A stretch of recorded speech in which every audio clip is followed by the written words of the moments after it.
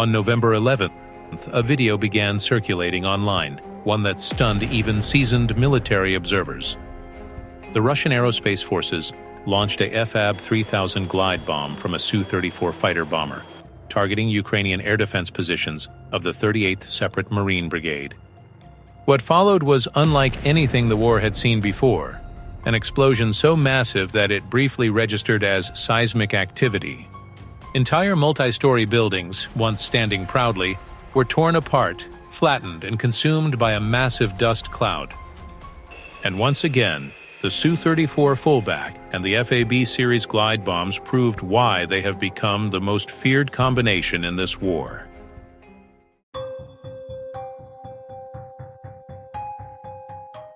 According to reports and verified geolocations, the strike hit deep within Ukrainian defensive positions. The target, a heavily fortified area used to shelter air defense and command systems of the 38th Marine Brigade. Russian reconnaissance drones had reportedly tracked movement and radar emissions, confirming the site's activity before the strike. Moments later, a Su-34, operating beyond Ukrainian radar range, released a FAB-3000 equipped with the UMPK glide kit, Russia's equivalent to a smart guidance wing. The bomb traveled dozens of kilometers through the air, silently approaching the target before impact. Then, the blast.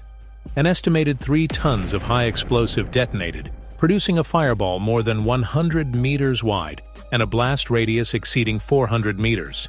Everything in that zone, armor, personnel, structures, ceased to exist. The aftermath footage shows deep craters and scenes of devastation, symbolizing a new level of Russian precision strike capability. But this wasn't the first time the Su-34 made headlines. Just 2 weeks earlier, on October 27, 2025, the Russian military carried out a joint strike operation in the Dnipropetrovsk region. A large concentration of Ukrainian 67th Mechanized Brigade forces had gathered near Volodymyr. Drones tracked the convoy. Tanks, trucks, and command vehicles lined up in staging areas. First came the Iskander-M ballistic missile.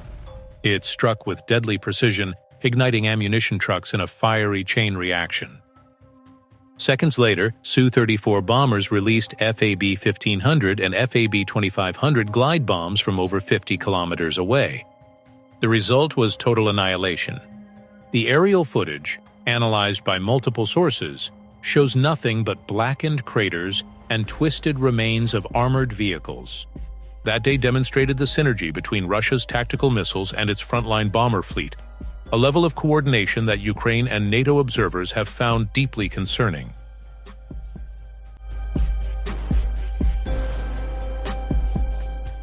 To understand why the Su-34 has become the backbone of Russia's modern war effort, we must look back to its origins. The Su-34 was born from the Su-27 flanker, one of the Soviet Union's greatest fighters. But in the late 1980s, the USSR needed something different. A bomber that could fly long missions deep into enemy territory, defend itself like a fighter, and strike with precision.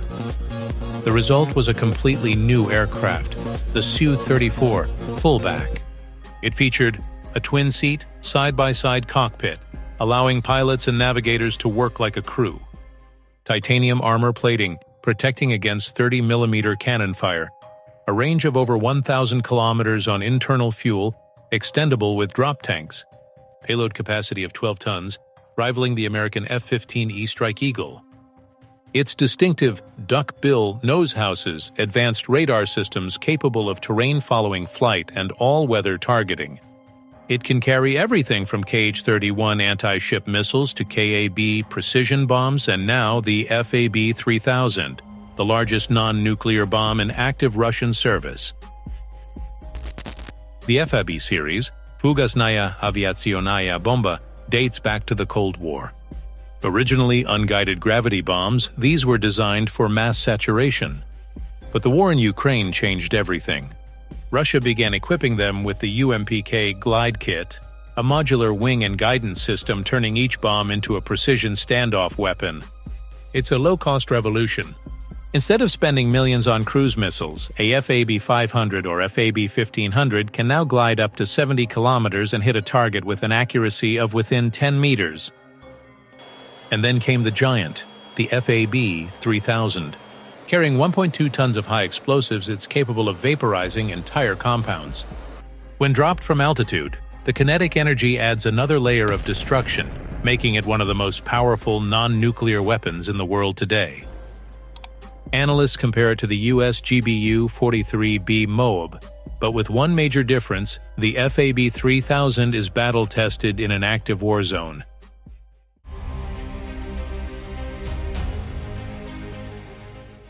As the war drags on, Russia has prioritized mass production of the Su-34 over other jet types. There are several reasons for this. Operational versatility. The Su-34 can perform long-range strike, reconnaissance, and electronic warfare missions, all from the same platform. Cost efficiency. Compared to the Su-35 or Su-57, the Su-34 is cheaper to produce and maintain while carrying similar ordnance loads. Battlefield adaptability. With the introduction of UMPK glide bombs, the Su-34 can strike high-value targets from safe distances, minimizing exposure to Ukrainian air defenses. Survivability.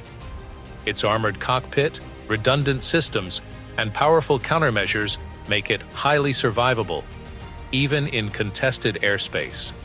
This combination of payload, range, and resilience explains why Russia's production lines are now focused on expanding Su-34 squadrons, making it the most produced combat aircraft in Russia's arsenal today.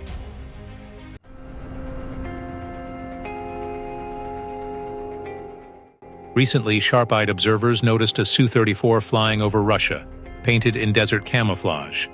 Unlike the traditional gray-blue of the Russian Air Force, this paint scheme matched the colors of Algeria's Air Force.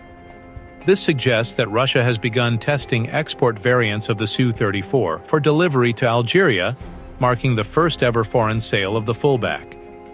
Why Algeria?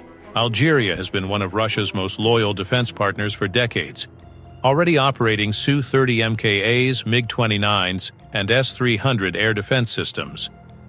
The Su-34 gives Algeria a deep strike capability across North Africa and the Mediterranean, rivaling NATO-aligned neighbors. It aligns with Algeria's goal of maintaining strategic independence from Western defense suppliers. For Moscow, this export is more than business. It's geopolitical influence. It extends Russian military technology into Africa's northern corridor, a region that NATO watches very closely.